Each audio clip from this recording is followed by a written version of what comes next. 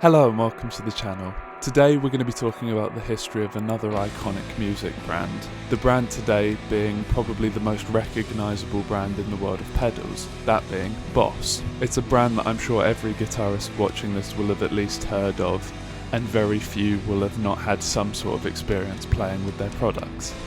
Now, as is always the case with these videos, it's impossible to get absolutely everything from a brand's history, and however, I have done my absolute best to get as many of the pedals in here as possible. So, to start, we've got to go back to the 1970s and over to Japan, starting with parent company Roland. Now, Roland in its own right is a huge player in the music industry, known for making things like keyboards, synthesizers, and electric drum kits, just to name a few. In the early 70s, between 1972 and 1975, Roland started making pedals. It was during this time in 1974 that Roland would make a preamp that would clip onto your belt called the Boss. Now this is important because this is eventually where the Boss name comes from. It would be in 1976 and 1977 when the first Boss branded pedals would come out, those being the GE10 graphic equalizer, the CE1 chorus ensemble, the BF1 flanger, and the DB5 Boss driver. It would be in 1977 when Boss would release the first compact pedals in the iconic metal case that we're all familiar with today.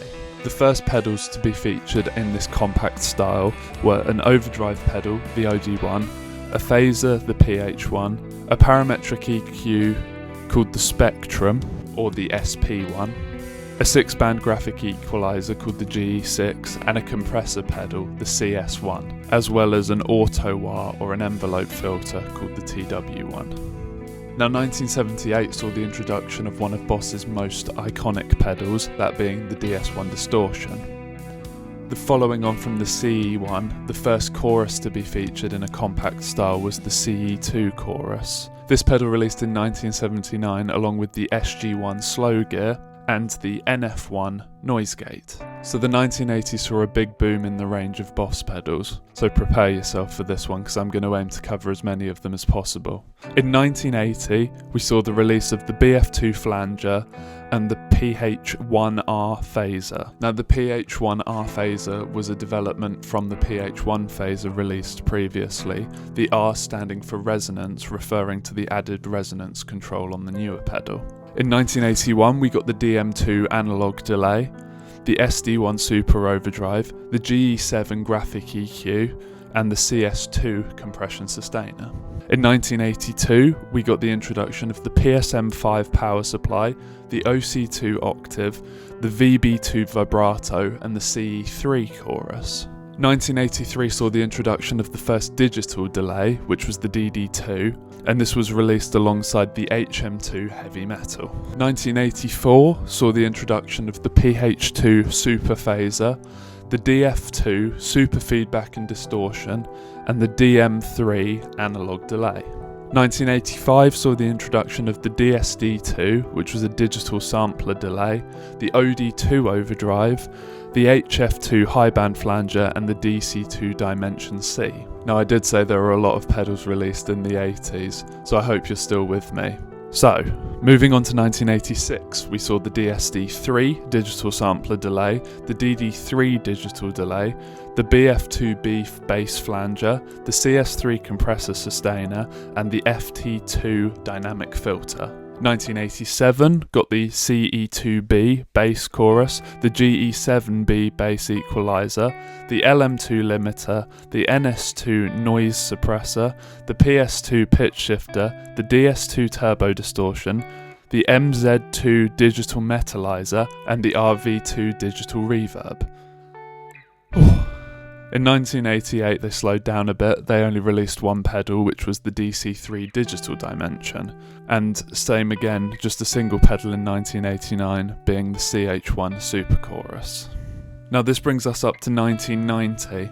Now up until this point all Boss pedals were made in Japan, but it would be sometime in 1990 where production would move over to Taiwan. 1990 also saw the release of the EH2 Enhancer, which is an interesting pedal that I'd like to get my hands on.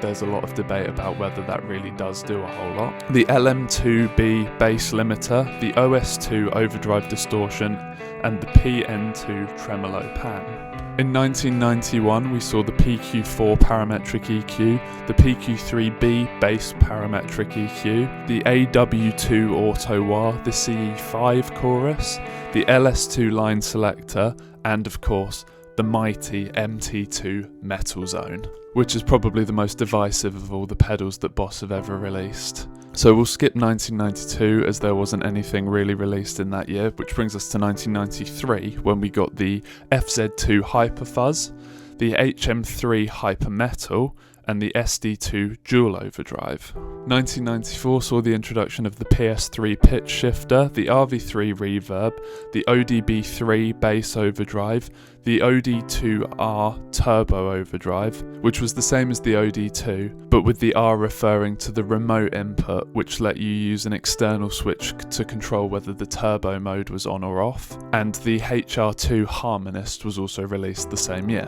1995 was a good year for the bassists, with the release of the LMB3 Bass Limiter Enhancer, the CEB3 Bass Chorus, the GEB7 Bass Graphic EQ, as well as the DD5 Digital Delay, and another of the most iconic Boss drive pedals out there, the Blues Driver or the BD2. 1996 saw the PW2 Power Driver, the SYB3 Bass Synthesizer, and the X2 Extortion introduced. In 1997 we got the TR2 Tremolo, the AC2 Acoustic Simulator, the FZ3 Fuzz, and the OD3 Overdrive. 1998 saw the introduction of a staple on many pedal boards, the TU2 Chromatic Tuner, and in 1999 the PS5 Super Shifter was introduced. So that brings us up to 2000. Now that is already a lot of pedals. Now pedal releases do start to slow down a little at this point, but there's still quite a few to go, so strap in. In 2000, the AW3 Dynamic Wah and the PH3 Phaser are released, and in 2001 we got the MD2 Mega Distortion and the BF3 Flanger, which works for both bass and guitar. 2002 saw the introduction of the RV5 Reverb and the DD6 Digital Delay, and in 2003 the OC3 Octave is introduced. 2004 saw the introduction of the SYB5 bass synth.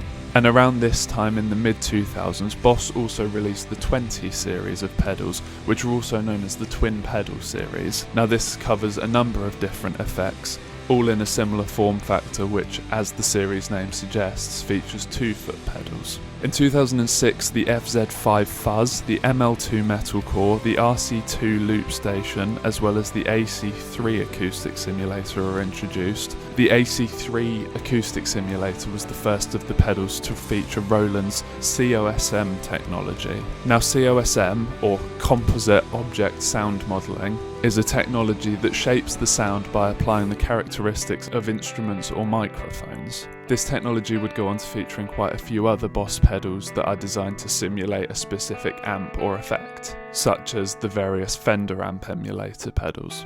In 2007, the DN2 Dynadrive, as well as the FBM1 Fender Bassman and the FDR1 Fender 65 Deluxe Reverb, which both use the COSM technology I just mentioned, are introduced. In 2008 the DD7 is released, and in 2009 the TU3 tuner replaced the TU2, as I said earlier, a staple on many a pedal board. In this year the FRV1 63 Fender Reverb is also introduced. In 2010 the PS6 Harmonist and the ST2 Power Stack are introduced, and in 2011 we got the RC3 Loop Station, the BC2 Combo Drive, and the FB2 Feedback Booster. In 2013, the DA2 Adaptive Distortion, the MO2 Multi-Overtone, and the TE2 Terra Echo are introduced. The TE2 Terra Echo being the 100th pedal in the compact series released by Boss. I'm sure having listened to me reel off all of these different pedal names, it feels like 100 pedals. In 2014, pedal production returned to Japan with the Wazacraft range of pedals. These range of pedals are premium versions of existing pedals from Boss's catalogue, but have been modified with extra features. So for example, on this Dimension C, the DC2W, you also have the option for an SDD 320 chorus on the little dip switch. In 2017, Boss would release the 500 series, a new flagship range of pedals with digital displays, preset banks and MIDI capability, designed to compete with the extremely popular Strymon range of pedals. In 2019, the previously mentioned 20 series of pedals was replaced by the 200 series.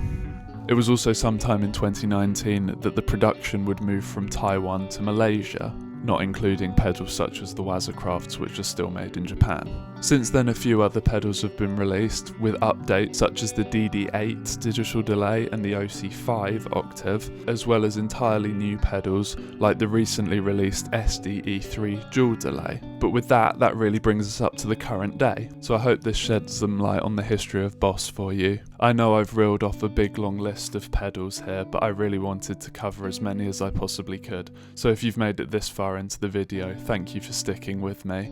As is always the case with these videos, I'm sure I've forgotten something, so drop me a comment down below if you think I have forgotten something. And as always, thank you very much for watching, and I'll see you next time.